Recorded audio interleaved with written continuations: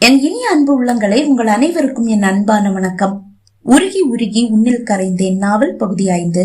வாங்க தொடர்ந்து கதையை கேட்கலாம். தனக்கு இவ்வளவு விரைவில் வேலை கிடைத்துவிடும் என்று அக்ஷரா கனவில் கூட நினைக்கவில்லை. ஏனென்று தெரியவில்லை. அவள் கண்முன் அனஸ்வரின் முகம். அவர் யாரு? அகல்யாவுக்கும் அவருக்கும் என்ன உறவு? யோசனையோடு ஹாலில் அமர்ந்திருந்தவளுக்கு சித்தியிடமிருந்து அழைப்பு. அழைப்பை ஏற்றவள், சித்தி எனக்கு வேலை கிடைச்சிருச்சு, நீங்க ஆபீஸ்ல வேலையா இருப்பீங்க, அதனாலதான் கூப்பிடல, சித்தப்பா கிட்டயும் சொல்லிடுங்க சித்தி, உற்சாகத்தோட அக்ஷரா கூற. அப்படியாம்மா, ரொம்ப சந்தோஷம் சித்தி. நான் தனியா ஒரு வீடு பார்க்கலான்னு நினைக்கிறேன். ஏம்மா, என்னாச்சு? அக்ஷரா ஏதாவது சொன்னாளா? அப்படி எதுவும் இல்ல சித்தி. பாவம் பாட்டி தனியா இருக்காங்க. அப்பா அம்மா இறந்த பிறகு எங்க கூடவே இருந்துட்டாங்களா. இப்ப தனியா இருக்கிறதையோ வேற யார் கூடயாவது இருக்கிறதையோ அவங்க விரும்பல. அதுதான். அது ஒரு காரணம் இல்லைன்னு எனக்கு தெரியும். நீ எப்ப இங்க இருந்து போக போறேன்னு அக்ஷரா காலையில உங்ககிட்ட கேட்டதை நானும் கேட்டேன். முன்னாடி நான் அவளை எதுவும் சொல்லல. அவளை தனியா கூப்பிட்டு நான் கண்டிச்சிட்டேன். அவளை நாங்க நல்லாதாம வளர்த்தோம். ஆனா அவ இப்ப உங்ககிட்ட நடந்துக்கிற விதத்தை பார்க்கும்போது அவளை நாங்க தத்தெடுத்திருக்க கூடாதுன்னு எங்களுக்கே தோணுது. ஒரு சுயநலக்காரியா இருக்கா.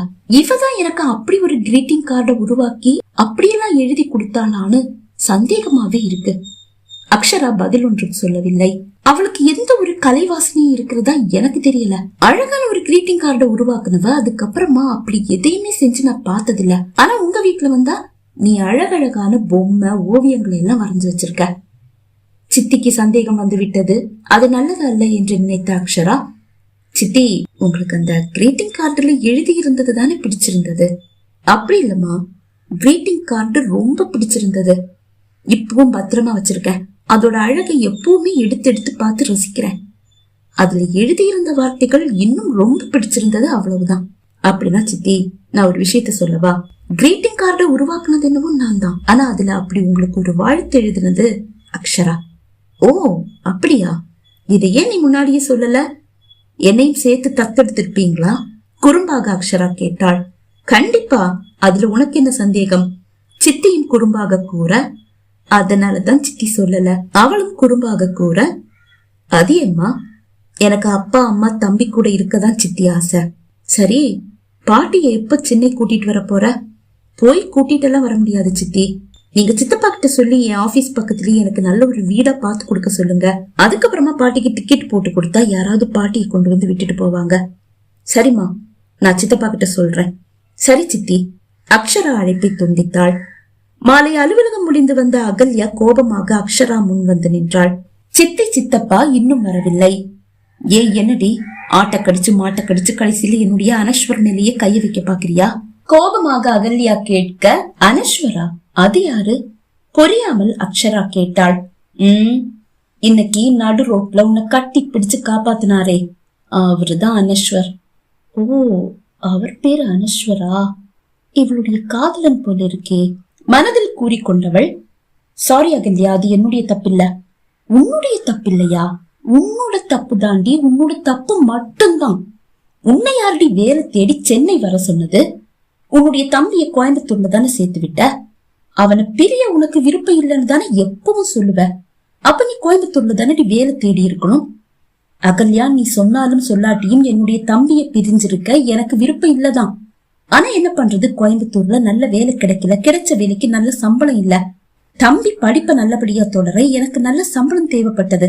அதனாலதான் மனச கல்லாக்கிக்கிட்டு இங்க வந்து வேலை தேடினேன். ஆமா, இவங்க படிச்ச படிப்புக்கும் இவங்களுக்கு இருக்கிற அறிவுக்கும் நீ நானும் போட்டி போட்டுட்டு இங்க சென்னையில வேலை கொடுக்க 1000 பேர் காத்து கிடக்குறாங்க பாரு. இங்கேயே படிச்ச எனக்கே நல்ல ஒரு வேலை கிடைக்கல. ஒரு மாசம் நாயா பேயா அலைஞ்சு தெரிஞ்சதுக்கு அப்புறமா ஒரு வாரம் முன்னாடிதான் வெறும் 15,000 ரூபாய் சம்பளத்துக்கு வேலை கிடைச்சிருக்கு. போக போகதான் சம்பளத்தையே ஏத்துவாங்க. நீ இப்ப வந்த உடனே வேலைன்னு கேட்டு போய் நின்னதும் வேலை கிடைச்சிடுமா? வேலை எல்லாம் கிடைச்சிடுச்சு. அதுக்காக நீ ரொம்ப புலம்ப வேண்டாம். நான் ஒன்னும் உன்னுடைய அப்பா அம்மா பாசத்தை பங்கு போட்டுக்க மாட்டேன். சித்தப்பா கிட்ட நல்ல ஒரு வீடு பார்க்க சொல்லி இருக்கேன். வீடு கிடைச்சதும் பாட்டியை வரவழைச்சிட்டு நான் தனியா போயிடுவேன். கிடைக்கிற 15,000 சம்பளத்துக்கு நீ தனி வீடு பார்த்து போனாலும் சாப்பாட்டுக்கு பிச்சை தான் எடுக்கணும். அப்பவும் நீ இங்க வந்து நின்னு ஏன் அப்பா அம்மா எனக்காக சேர்த்து வச்ச காசுல இருந்து உருவி உருவி வாங்கிட்டு போய் ஏன் உயிரை தானே வாங்குவ? அப்படியெல்லாம் எதுவும் நடக்காது. எனக்கு மாசம் 50,000 சம்பளம் கொடுக்கறதா சொல்லியிருக்காங்க. என்னது, மாசம் 50,000 சம்பளமா? அங்க வேற ஏதாவது வேலை காலியா இருக்கா? இருந்தா எனக்கு அதை வாங்கி குடிடி. அங்க வேற எந்த வேலையும் காலியா இல்ல, ஒரு வேலைதான் காலியா இருந்தது, அது எனக்கு கிடைச்சிருச்சு. அப்படியா? இப்ப என்ன பண்றது? ஏ அக்ஷரா, நாம 2 பேரும் பார்க்க ஒரே மாதிரி தானே இருக்கோம். இந்த வேலையை நீ எனக்கு விட்டு கொடுத்துட பிளீஸ். நீ இங்கேயே எங்க கூடவே தங்கிக்கலாம். என்னுடைய வேலையை நீ பாரு. உனக்கு இருக்கிற அறிவுக்கு உனக்கு சீக்கிரமாவே பதவி உயர்வு கிடைச்சிடும், சம்பளத்தையும் ஏத்தி கொடுப்பாங்க. Please D. அகல்யாவை ஆழமாக பார்த்தவள், யோசிக்காம இந்த வேலையை நான் உனக்கே விட்டு கொடுத்திருப்பேன். ஆனா தம்பி படிப்பு இருக்கே, ஏன் அது நம்ம தம்பிடி, அவனுடைய படிப்பை நான் பாத்துக்க மாட்டேனா? நான் கூட அவனுக்கு அக்கா தானே. சிரித்தவள், காரியக்காரிடி நீ, உன்னை பத்தி எனக்கு தெரியாதா? கொஞ்சம் முன்னாடி தானே உன்னுடைய தம்பின்னு பிரிச்சு பேசின. அவன் ஏன் தம்பியாவே இருந்துட்டு போட்டும். உன்னை நம்பி வேலையை உனக்கு விட்டு கொடுத்துட்டு தம்பி படிப்புக்கு காசு கொடுன்னு உன்கிட்ட பிச்சை எடுக்க எல்லாம் என்னால முடியாது. நீ கொடுப்பேன்ற நம்பிக்கை எனக்கு துளி கூட கிடையாது. அப்போது வேலை முடிந்து சித்தி சித்தப்பா இருவரும் வந்துவிட அவர்களது உரையாடல் நின்று போனது. அகல்யா, நீ ஏமா தனி வீடு பார்த்து போகணும்னு சொல்ற? இந்த வீட்டுல உனக்கு என்ன குறை? சித்தப்பா கேட்டார். குறை எதுவும் இல்ல சித்தப்பா, ஆனா அதுதான் எல்லாருக்கும் நல்லது. என்ன அக்ஷரா, நீ அகல்யாவை ஏதாவது சொன்னியா? ஐயோ இல்லப்பா, போய் சொல்லாத, உன்னை பத்தி தெரியும், நீ கொஞ்சம் சுயநலக்காரி. ஐயோ சத்தியமா இல்லப்பா, நான் இப்ப கூட நீ எங்க கூடவே தங்கு அப்படின்னு தான் சொன்னேன். ஆனா அவதான் கேட்க மாட்டேங்கிறா. என்னம்மா அகல்யா, நீ இங்கே இருக்கலாமே. இல்லங்க, அகல்யா சொன்னதுதான் சரின்னு எனக்கும் தோணுது. எனக்கு அக்ஷரா மேல நம்பிக்கை இல்ல.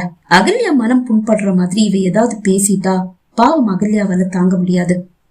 அவளுக்கு நல்ல பாதுகாப்பான ஒரு வீட்டை நீங்களே பார்த்து கொடுங்க அப்படிங்கிற. ஆமாங்க, சரிம்மா, அவளுடைய ஆபீஸ் பக்கத்திலேயே நல்ல பாதுகாப்பான ஒரு வீட்டை நானே பார்த்து கொடுக்கறேன் என்று கூறிய சித்தப்பா 2 நாட்களில் நல்ல ஒரு வீட்டையும் பார்த்து விட்டார். இதற்கிடையில் அனஸ்வருக்கும் தனக்கும் இடையில் இருக்கும் உறவை பற்றி அக்ஷராவிடம் கூறிய அகல்யா, எங்க பாருடி, அடிக்கடி அவர் கண்ணுல சிக்கி என்ன பத்தின உண்மைகளை அவர்கிட்ட கசிய விட்டு உன்னை நல்லவளா காட்டி அவரை என்கிட்ட இருந்து அபகரிக்க பார்த்த, அவ்வளவுதான் சொல்லிட்டேன். அவர்கிட்ட எனக்கு ஒரு தங்கச்சி ஒரு தம்பி இருக்காங்கன்னு மட்டும்தான் சொல்லி இருக்கேன். நாம 2 பேரும் இரட்டையர்கள்னு சொல்லல. அது அவருக்கு தெரியாது, தெரியவும் கூடாது. அதே மாதிரிதான் சித்தி சித்தப்பா நீன்னு நினைச்சுதான் என்ன தத்தெடுத்திருக்காங்கன்ற உண்மை அவருக்கு தெரியாது, இனி மேலும் தெரியக்கூடாது. அப்புறம் இனியும் நீ இதே மாதிரி அவரை சந்திக்க நேர்ந்தா என்ன மாதிரி நடி, ஆனா நெருக்கம் காட்டாத, புரியுதா? நீ நெருங்கினாலும் அவரு கண்டுக்க போறதில்லதான். அவரை பத்தி எனக்கு தெரியும், எப்பவும் வேலை வேலைன்னு ஓடிட்டே இருப்பாரு. ஆனா உன்னை நம்ப கஷ்டமா இருக்கு. அவரை பார்த்தல, வாட்ட சாட்டமா எவ்வளவு அழகா கம்பீரமா இருக்காரு. அவர்கிட்ட மயங்காத பொண்ணுங்களே இல்ல தெரியுமா? நீ மயங்கிட கூடாது பாரு. மயங்கிறதுல தப்பில்ல, நீ பாக்க என்ன மாதிரியே இருக்கியா, அதனால அவரை ஈஸியா வளைச்சு போட்டுப்ப, அந்த பயம்தான். ஆம், அகல்யா கூறியது சரிதான். ஏனோ அவனிடம் அக்ஷராவுக்கு ஒரு மயக்கம்தான். அவனது அழகில் மயங்கி விட்டாளா என்று கேட்டால் இல்லை. இன்று அவள் உயிரோடு இருப்பது அவனால் அல்லவா? இல்லை என்றால் அருண் அனாதையாகி இருப்பானே. அந்த பாசம்தான் ஒரு மயக்கத்தை அவன் மீது உருவாக்கி விட்டது. அகல்யாவின் காதலன் என்று தெரிந்தே அவள் மனம் அவனிடம் பறிபோகிறது. சில காதல் இப்படிதானே, இறுதி வரை நாம் காதலிக்கும் அந்த நபர் நம் காதலை அறிவதே இல்லை. மனதில் சமாதி கட்டி வைத்த காதலுக்கு என்ன மதிப்பு? புது வீட்டிற்கு செல்லும் வரை பேருந்து பயணத்தில் அனஸ்வரை சந்திக்க கூடாது, அவன் கண்ணில் தான் சிக்க கூடாது என்று நினைத்தாலும் அவன் தன் கண்ணில் சிக்க வேண்டும் என்று விரும்பினாள். அவள் விருப்பம் நிறைவேறவே செய்தது.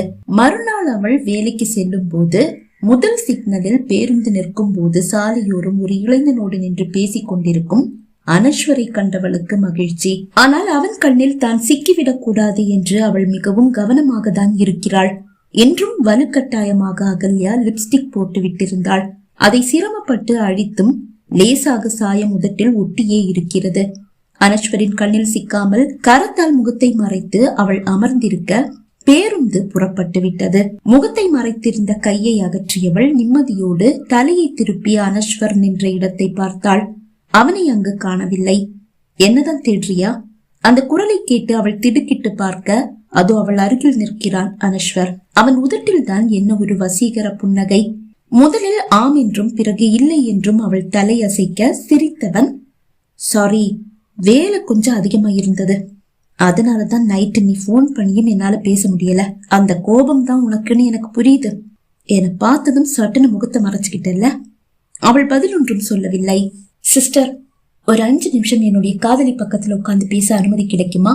அக்ஷரா அருகில் அமர்ந்திருந்த அந்த இளம் பெண்ணிடம் அனஸ்வர் கேட்க புன்னகையோடு அவள் எழுந்து நின்று கொண்டாள். அக்ஷரா அருகில் ஒட்டி உரசி அமர்ந்தவன் அவள் கரத்தை பிடித்துக் கொண்டு, என்ன கோபம் இன்னும் போகலையா என்று கேட்டான். இல்லை என்று அவள் தலையசைத்தாள். அதுதான் சாரி சொல்லிட்டேனே. இன்னைக்கு நீ என்ன கூப்பிட வேண்டாம், நானே உன்னை கூப்பிட்டு பேசுறேன், ஓகேவா? சரி என்று அவள் தலையசைத்தாள். அவன் இன்னும் ஏதேதோ பேசியபடியே பயணிக்க பதற்றத்தில் இருந்தவள் ஆம் இல்லை என்று தலையை மட்டும் ஆட்டிக்கொண்டே இருக்க அவன் இறங்க வேண்டிய இடம் வந்துவிட்டது. நான் இறங்க வேண்டிய இடம் வந்துருச்சு அக்ஷரா என்று கூறியவன் எழுந்து கொள்ள அதற்கும் அவள் தலையை மட்டும் அசைத்தாள். உன்னுடைய கோபம் இன்னும் போகலையா? எதுவுமே பேச மாட்டேங்கிற. அவள் அதற்கும் பதில் ஒன்றும் சொல்லவில்லை. பேருந்து நின்றது. அவன் சட்டென்று குனிந்து அவள் கன்னத்தில் முத்தமிடவும் அவள் தலையை திருப்பவும் சரியாக இருந்தது. முத்தம் அவள் உதட்டில் பதிய அவள் விழிகள் அகல விரிந்தது. சட்டென்று விலகியவன், சாரி சாரி, நான் கன்னத்துலதான் முத்தம் கொடுத்தேன், தப்பா எடுத்துக்காத அவசரமாக கூறியவன் புறப்பட்டு விட்ட பேருந்திலிருந்து வேகமாக இறங்கிக் கொண்டான். மறுநாளும் அதே சிக்னலில் அவனை கண்டாள். ஆனால் இன்று அவன் பேருந்தில் ஏறவில்லை. கையை அசைத்து அவளுக்கு விடை மட்டும் கொடுத்தான். ஆனால் 3வது நாள் சிக்னலில் அவனை காணவில்லை. 4வது நாள் அவள் புது வீட்டிற்கு வந்து விட்டாள். வீட்டிலிருந்து நடந்து செல்லும் தூரத்தில் தான் அலுவலகம் இருந்தது. ஆனாலும் விடுமுறை நாட்களில் பாட்டியோடு அவள் வெளியே எங்காவது செல்லும் போது அனஸ்வர் அவள் கண்ணில் சிக்கவே செய்தான். அப்போதெல்லாம் அவன் கண்ணில் சிக்காமல் நழுவி சென்று கொண்டே இருந்தாள் அக்ஷரா. இப்படியே 1 மாதம் ஓடிவிட்டது. பகுதி 5 நிறைவடைந்தது. பகுதி 6 உங்களை சந்திக்கும் வரை விடை பெறுகிறேன். நன்றி, வணக்கம்.